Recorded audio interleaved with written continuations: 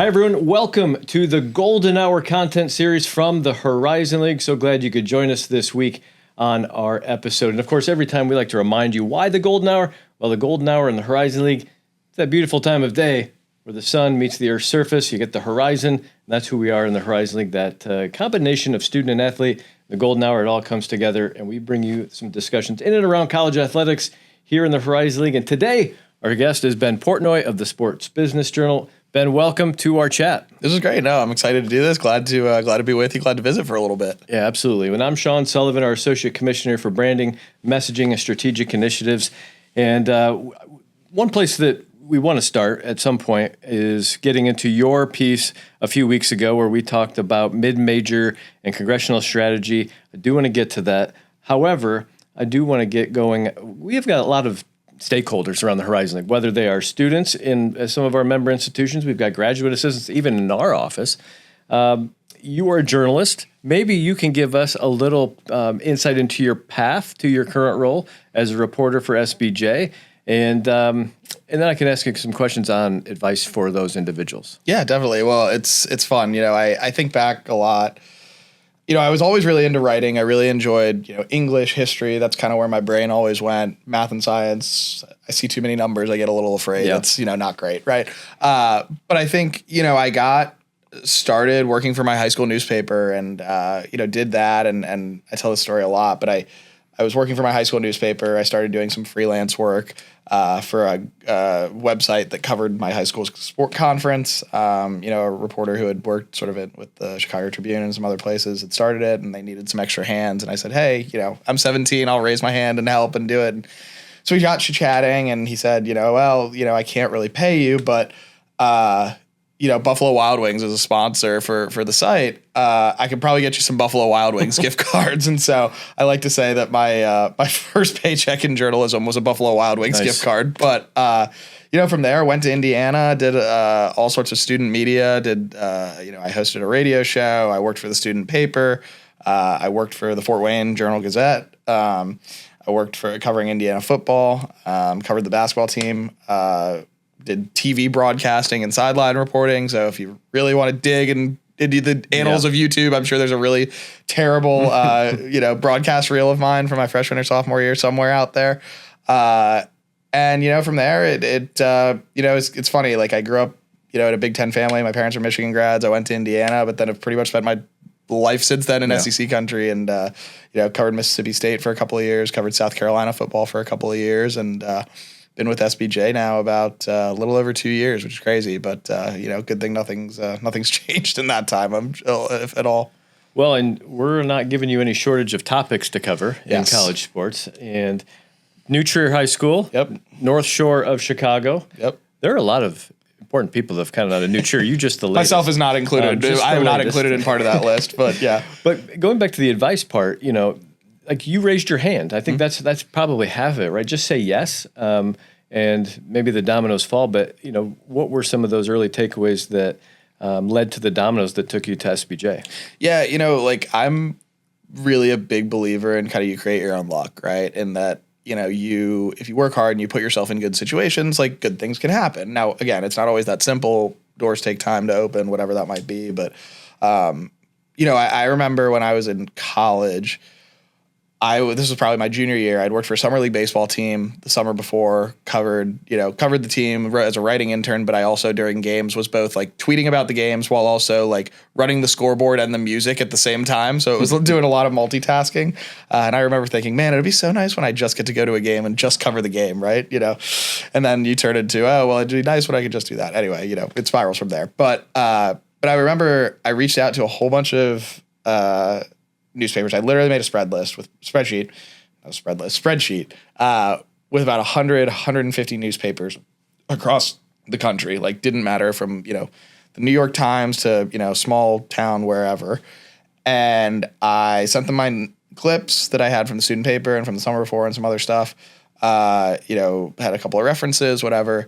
And just emailed the sports editors. This was probably in the fall maybe. And just said, hey, I'm looking for an internship for this coming summer. Would love to talk to you if there's anything available, whatever that might be. I heard back from like 3 of those sports editors and none of them hired me. So it was, but I think it was a good lesson in that like I did turn around and I've kept in touch with a few of those and I've had interviews with places like that from places that I had reached out to as a kid then. But, all of that led to an internship in my junior year that was what was called the Sports Capital. It's since been kind of folded into NBC Sports Washington, but it existed for about a year and a half, 2 years. And I was one of 3 interns. And I pretty much got carte blanche to cover everything I wanted to cover in DC that summer. It was, 3 veteran journalists, one who's with The Athletic and one who's now out of the business, but then one who's also still with NBC Sports Washington and have done, had long careers. And, the 3 of them gave me the opportunity to, I covered Nats games. I covered, at the time, Redskins, now Commanders training camp. I covered, the Caps won the Stanley Cup that summer, and I got to be a part of that and got to cover the Stanley Cup as a reporter and be part of that process. And frankly, are still some of the like most stories that I'm most proud of. And it was just such an amazing experience. And I think like it was a good lesson in like, hey, I reached out to all these people, I didn't hear back, but this sort of startup company that was trying to get going and just looking for an opportunity, and I raised my hand and I said, hey, like I'm interested. I literally reached out to them. I saw that they had launched the site in whatever it was, probably August or October, whatever it was. And I was like, hey, I have no idea. I know you guys are just getting off the ground. I have no idea if you guys are hiring interns, but if you are, like, I'd be really interested. And lo and behold, about an interview or 2 later, they gave me a go, and it was probably truly one of the best experiences I ever had, and really learned to write features, and it was a really, really great experience. Well, thanks for sharing that. Go back to the spreadsheet you built out. It reminds me now of probably what you've had to do covering, the business of sports and college athletics, because you've moved from a spreadsheet probably to a list of contacts that you've built up with commissioners, athletic directors, brand leaders. How have you created those relationships? Because as I watch your work, I'm always impressed by the breadth of your coverage. Yeah, no, that's a really good question. It's actually funny. It directly ties into spreadsheets. Yeah. And it's funny. I'm not a numbers guy. I'm not necessarily a spreadsheets guy, but for these couple of things I am. And, when I first got on the job, one of the things I did was I made a spreadsheet with the name and school and then a slot for the phone number and email for every athletic director in America and every commissioner in America.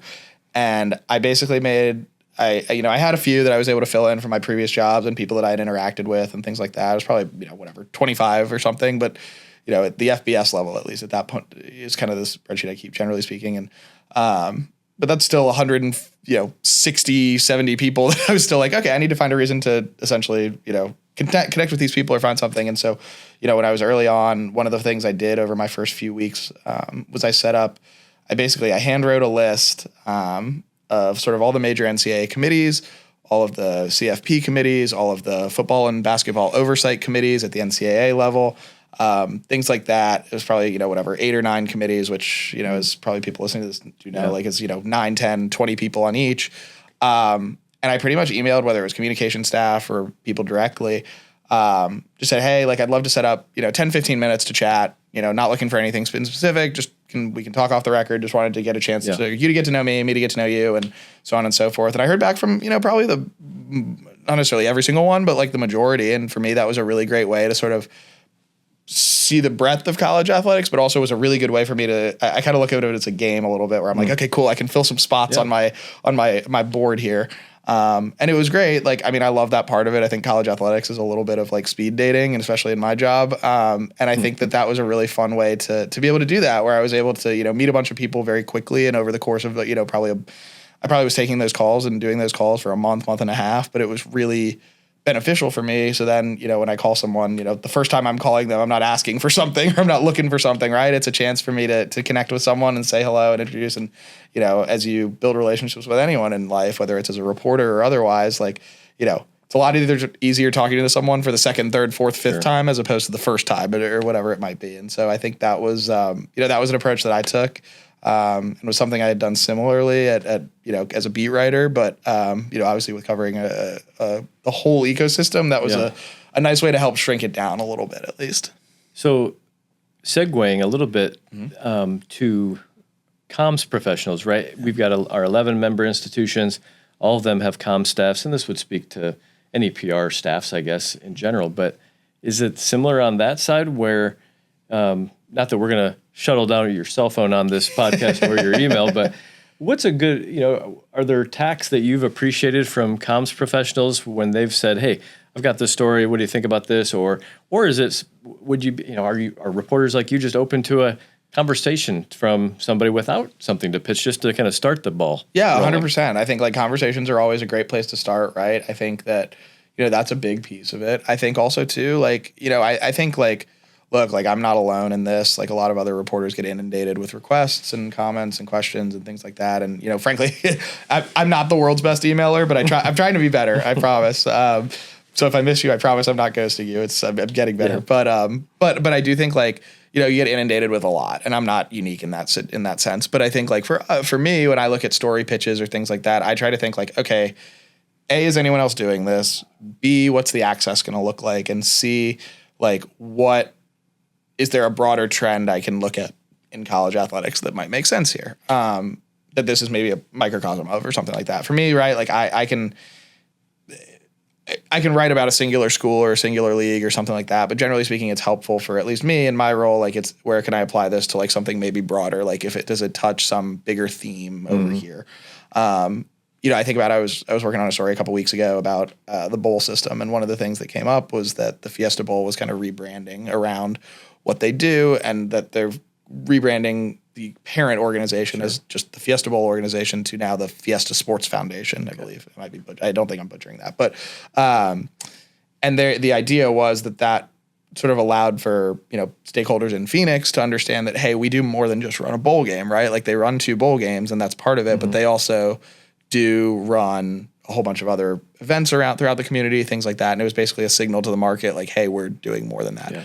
I took that, and that was one unique piece, and I spoke with the folks there, but I also then talked to a bunch of other bowl groups that were involved in doing similar things where they had diversified what they were doing. So it was a way to say, like, hey, the focus or the center, or this sort of morsel in the middle was the Fiesta Bowl rebranding a little bit, but it also spoke more broadly to how bowl games are doing things a little bit more diverse ways. And so I think like for me is like, in pitches and things like that, that's super helpful for me of like, if, certainly there are stories that are totally worth like the one-off, the one school or the whatever, right?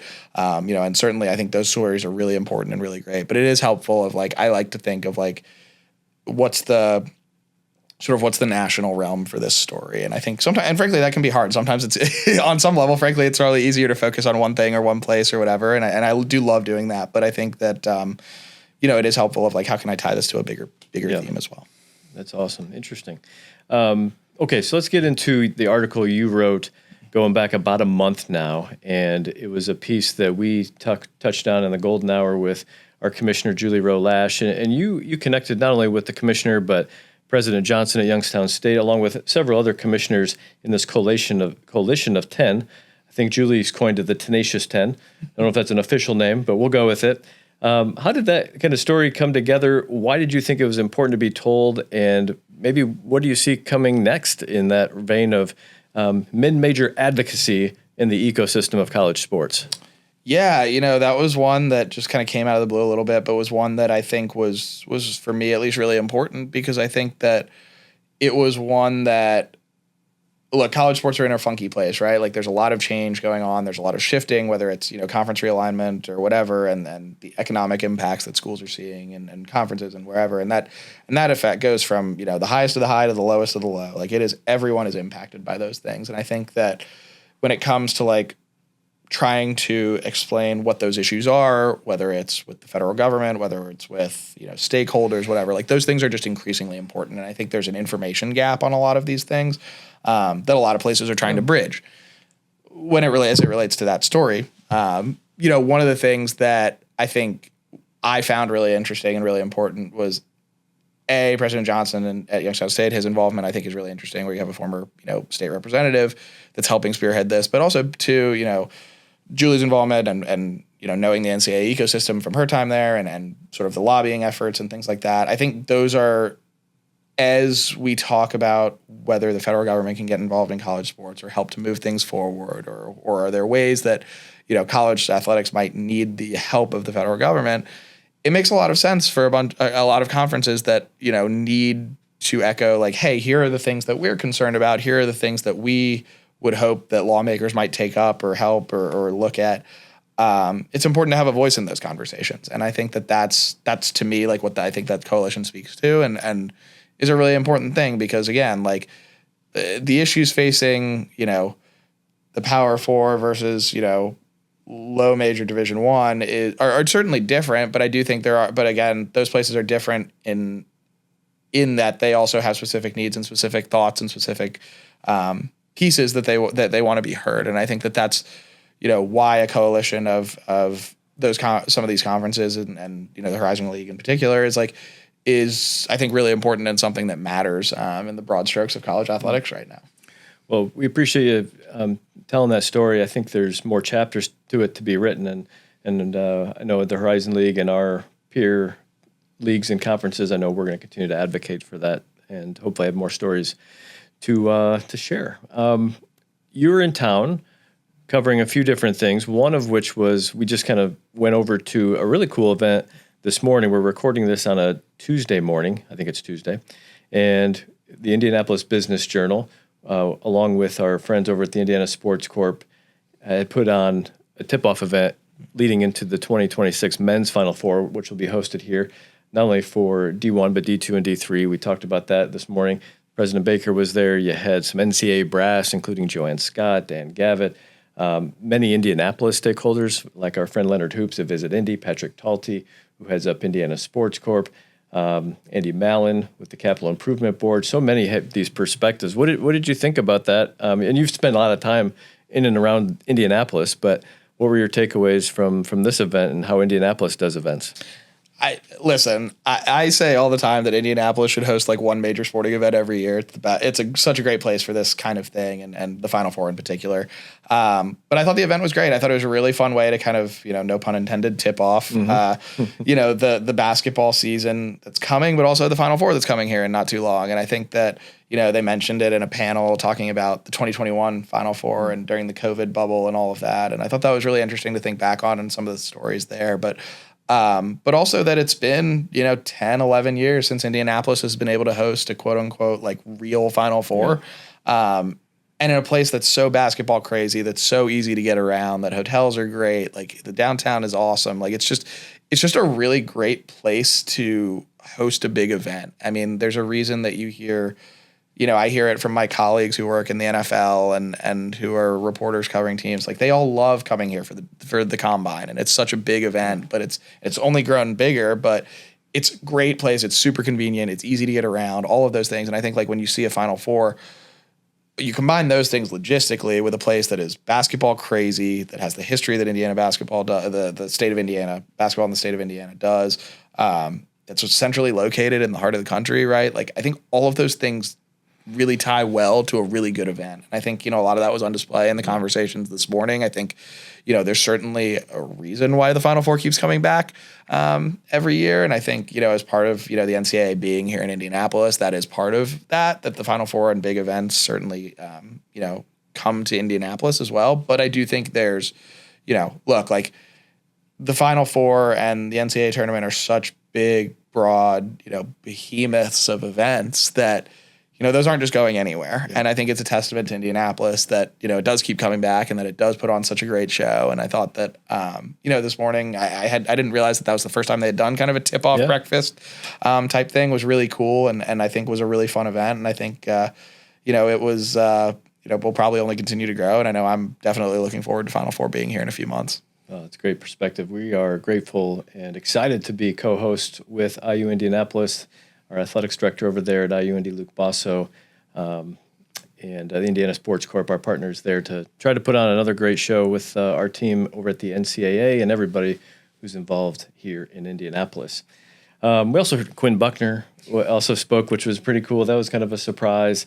Judy Thomas, here, a local civic leader. So it was a lot of fun. I enjoyed this morning and getting to see some familiar faces. Okay, we're going to close on a couple things. Favorite event that you've ever covered for any of your publications? Do you have like a one or two that are like, that was amazing, or, I got to go here, that was pretty cool. What are some of your favorites? Definitely the Masters. So this is actually a really cool story. So when I moved to Columbia, frankly, one of the things that I didn't realize in my lack of geography knowledge at the time, so I'll own that one, but I didn't realize that Augusta is only about 50 minutes from Columbia, South Carolina. And every year we cover the Masters, and that was something. I grew up playing a lot of golf, and my grandfather was really into it. And I wrote about this in the first year that I covered the Masters, but my grandfather passed away when I was about 6, give or take. I was pretty young, but one of the things that I got from him that I was given when he passed, and when we were going through all of his old stuff, was his bucket hat that he got at the Masters a bunch of years ago, like probably in the early 90s, I think, when he had gone. And so during my first year at the Masters, in 2020, I guess this was 2023, when Scottie Scheffler won for the first time, I brought that bucket hat with me, and I sort of wore it most of the week and kept it on me most of the week. And I got to write this really cool column about that experience. And, for me, that was super special. Like, I think writing about yourself is always a little bit weird, a little bit of an interesting dynamic. And I don't love doing it all the time, but I do think it was something that was like really personal for me and really meant a lot. And I think was like truly like, it's probably one of the story that I'm most proud of that I've ever written. And I think was like a really cool thing for me, and, not even cathartic, but I think like really interesting and powerful, and something that really meant a lot to me. And I think just there's something very cool about Augusta and the whole mystique of the Masters and all of that. So that's definitely toward the I would put that toward the top of the list for sure. But there's been lots of other great ones. The college football playoff is amazing. And Final Four is amazing. The College World Series, frankly, is one that I covered in 2019. When I was covering Mississippi State, my first job out of college, I'd never been to Omaha, I'd never been to the College World Series, and kind of, for anyone who hasn't been, like, it is an amazing event. Like, I went truly like eyes wide open, had no expectation, had no idea what it was going to be like, nothing, like totally open book, and it was unbelievable. Like, I mean, the way that, to what we were talking about with Indianapolis and the Final Four, and the way that the city gets behind it, like Omaha is that too. Like, it is really, really cool and really special. And, I think that was a really fun and interesting and really cool event, just to see kind of like this sort of like football tailgate atmosphere in a 20,000 seat baseball stadium. Like, it was so cool. And is something that I really, really, really enjoyed as well. All right. Well, thanks for sharing those stories. All right. We'll close on start, bench, cut, but I actually have like a play-in game question for you first. Okay. So are you a deep dish or kind of thin crust Chicago, tavern style? Like, if you're Chicago pizza, which one do you prefer? The deep dish or tavern style? So I'm going to cop out and say I'm more of a New York style, but I'll go, play with me. I'm playing. I know I'm coloring outside the lines here a little bit, but I am more deep. I'm going to go deep dish. Okay. All right. So the start, bench, cut. We will forgive you for your New York preference. Okay. Start, bench, cut. Deep dish Chicago pizza, Chicago hot dog, or an Italian beef. Those are your start, bench, cut. Those three food items, since you're a Chicagoland guy. Okay. So I got Italian beef, deep dish, and Chicago dog. Yep. I'm gonna. Ooh, this is tough. Okay, man, this is brutal. Now I'm getting put on the spot. I'm gonna start getting hate emails from Chicago. It's like, this is tough. Or if you have the correct answer, you could get a brand deal from a company, like Vienna Beef or There's listen. I'm open to NIL deals too, right? Like, it's right. Feel free. I'm gonna go start Chicago dog. Okay. Bench deep dish, cut Italian beef. And I only say that because I think Italian beef, I feel like I have to be like in the mood for it. Whereas like deep dish and a Chicago dog, I can kind of just go for. Like, I'm kind of, all right, I can roll with that anytime. Whereas Chicago beef, I feel like I'm making an investment, and then that's where I go. But I love it at Chicago. I love Italian beef too. Okay, I can get behind those votes. All right, well, thanks for that take and all of your takes at SBJ. Where can our consumers of the Golden Hour podcast see your work? Yeah, anywhere on sportsbusinessjournal.com or on social at bportnoy15. I'm easy to find, so I'm out there, and happy to have done this. This was really fun. Thanks for being here, Ben. Thanks for sharing the stories of college sports and the Horizon League. This has been the Golden Hour, the content series from the Horizon League. You can subscribe wherever you get your podcast for all the information on the Horizon League. You can check out horizonleague.com or at Horizon League on all the social channels. Download now. You don't want to miss an episode. We've got more content coming for you, including the Commissioner's Corner here on the Golden Hour podcast and Coffee with the Commissioner as the Commissioner makes her way around our footprint around the Horizon League, meeting up with student athletes. Have a great week and make a major impact wherever you're doing. Cheers.